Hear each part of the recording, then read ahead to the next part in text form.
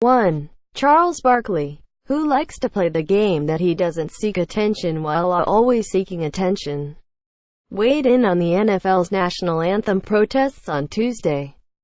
Barkley's big message: the media has made everything worse. Here's what he said on a conference call.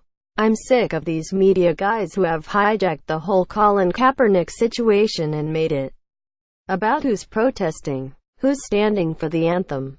I mean, you guys have really done a terrible job on this entire story and really ruined it and made it a more divisive issue. We've lost what Kaepernick initially kneeled for. It's not about the flag. Everybody loves the American flag. Nobody's trying to disrespect soldiers. You guys in the media have made it about that. I hope these players smarten up and realize you guys love writing about this junk. It gives you something to talk about on the radio 24/7. But let's quit talking about who's kneeling and not kneeling, and let's come up with some solutions." To me, all this started happening when the boys started locking arms this year. They paid Colin no attention last year. They just got him out on the league. There were only a couple of guys kneeling. That's my point. Until the president called those guys sobs.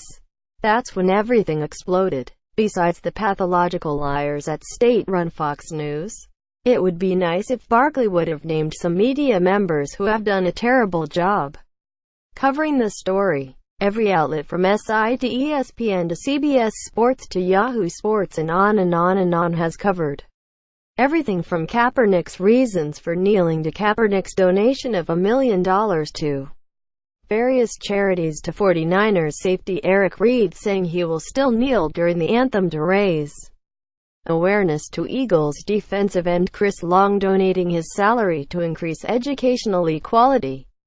I'd be the first one to blame the media for something. But this is not something that can be put on the media. This is about the fact that people only see their side of an issue and refuse to be open about changing their minds. It's been said over and over and over, and covered in the media, Sir Charles, that NFL players took a knee to bring awareness to inequality and social injustices. But people who want to feel good about their own patriotism will not listen to that reasoning. The media did not call for boycotts of NFL games. The media did not blackball Colin Kaepernick. The media aren't the ones making and wearing ridiculous t-shirts to act like they are more patriotic than anyone else. The media is not to blame here. Owners like Jerry Jones made the anthem protests about patriotism. A reality show host turned president trying to cater to his base made it about patriotism. And people who don't even bother to get a clue about the facts, but get a paycheck to rile up half the country with mistruths made it about patriotism. At Tom Alarin on NFL anthem protests. I would like to ask these players, what exactly are you kneeling for? At Fox and Friends Pick, Twitter.com, /6sell Fox News. At Fox News, October 18, 2017. The best part is that Barkley blames the media for making the issue more divisive. Yeah, his take isn't divisive at all. 2. LeBron James did not kneel for the national anthem last night, but he still managed to send a message. Together we will persevere through all adversity, negativity, and turn it into happiness and love.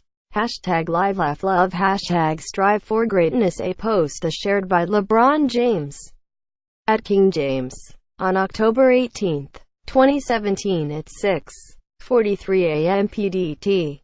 3. On a much lighter note, this week's episode of Off the Board features separate interviews with Erin Andrews and Jimmy Kimmel. Andrews talks about everything from getting Botox to why she refuses to talk about politics to what it was like to have Larry David at her wedding. Kimmel weighs in on why football in L.A. is a disaster, explains why he wouldn't have O.J. Simpson on his show, and amuses me with some Howard Stern talk. You can listen to the podcast below or download it on iTunes, SoundCloud and Stitcher. 4. Via Deadspin comes this outstanding video compilation of Joe Buck plugging various promos for failed Fox shows over the years during baseball coverage. 5. If you missed it late last night, a Klay Thompson doppelganger showed up to the Warriors season opener. Wait a second. New season. New Klay. Pick. Twitter.com. DDHCQXOCM8 Sports Illustrated. At Sino. October 18, 2017. 6. Giancarlo Stanton seems to be having an interesting offseason. A Deputy in Serendipity post shared by Giancarlo Stanton at Giancarlo818 on October 17, 2017 at 8:49 p.m. PDT. 7. Larry David appeared on The Rich Eisen Show yesterday and it was basically like a great Curb episode. 8. Random wrestling video of the day. Remember when The Rock threw Stone Cold off a bridge? Good times.